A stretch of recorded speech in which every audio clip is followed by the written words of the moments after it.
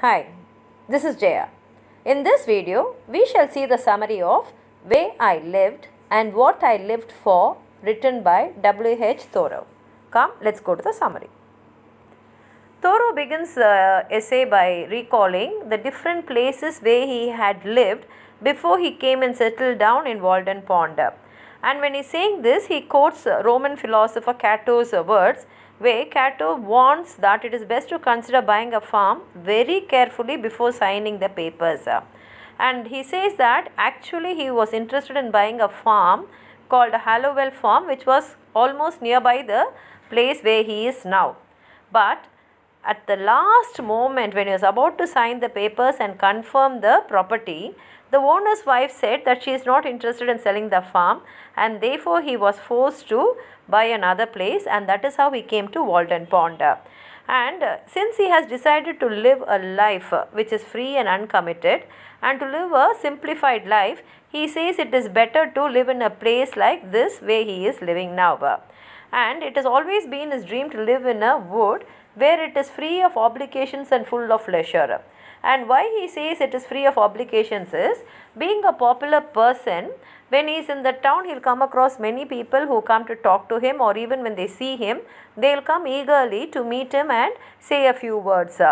And he is also obliged to stand and talk to them, and therefore his time also gets occupied only in talking with these people, which he says he cannot avoid when he is in the town, because he knows very well they are talking to him because they have recognized him and also they have read his writings.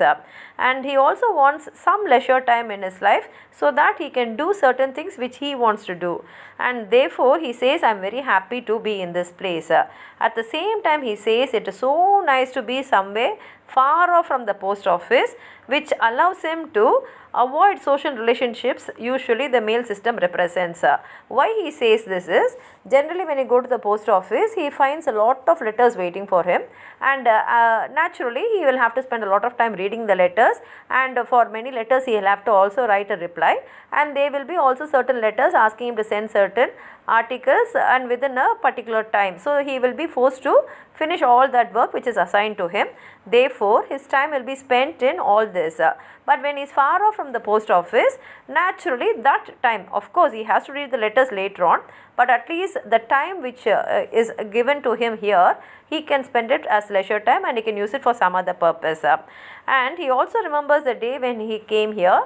It was an Independence Day, and he says, I feel proud as though I am a god on Olympus. And he agrees that the house which he has come now actually lacks a chimney, and the walls are not plastered, and the walls are not even insulated. But he says because of it, maybe in the summer times he will get fresh air in the night. And he says that he prefers to sit on his own humble wooden chair and reside here rather than be in the town, because he says that the free time which he gets here is like as though he has a river of fish where he can go fishing, and he can fish whatever he wants, meaning that in his time which he has now, he can do so many things which he wants to do. And he says that he feels like God living in eternity, because now this is a place which gives him a lot of time to take rest, to be free, and also he feels that this leisure time can be used for some useful purposes. And he says that all of us must definitely go through certain things like this to find out the truth, and this truth he says as realometer, which means measuring of reality of things. So whatever life we are leading, we should find out a way in which we can have some time for ourselves to find out the reality of things.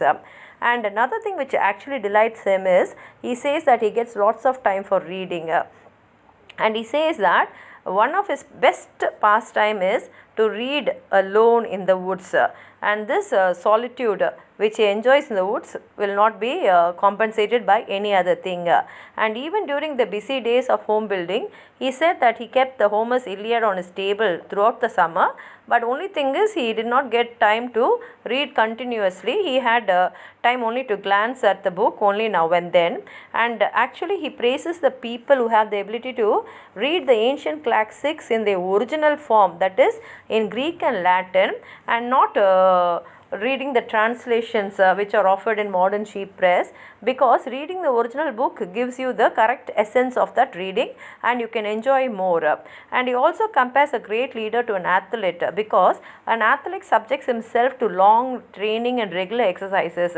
In the same way, a great reader also, by continuously reading, he becomes a very intelligent person and a person who will know the world better than others.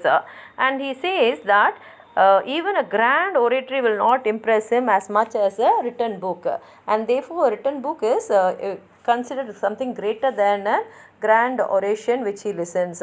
And he says that there is no wonder, that is why Alexander the Great always carried a copy of Iliad along with him when he went even to the military campaigns. And he also urges others to read widely, and he makes fun of the people who say that I read, but I read only Bible, or I read the popular entertainment books which are found free in the library. He says this cannot be considered as good reading.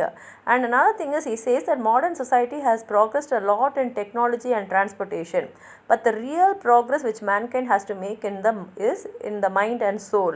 But this progress is forgotten. We are only concentrating on technology and transportation. And he makes fun of the people who believe that only the ancient Hebrews had scriptures. And he says that these people do not know that Hindus also had sacred writings, but that is not known to the world, and he makes fun of the people who have not realized this. And he also says that the government must spend more on education, and he blames the local caste system because they find time or they concentrate only in encouraging noble men, but they neglect the task of ennobling the broader population. So he says education must be given to the people. Only then, instead of having noble men, we will have noble villages of men. Thus he concludes the essay. It's a beautiful prose writing. I hope you enjoyed this video. If you have anything more to add on to this, please write it in the comment box. Like the video, share it with your friends, and if you have not subscribed my channel, please subscribe. Only then you will get the notification of all my videos when I post them. Thank you.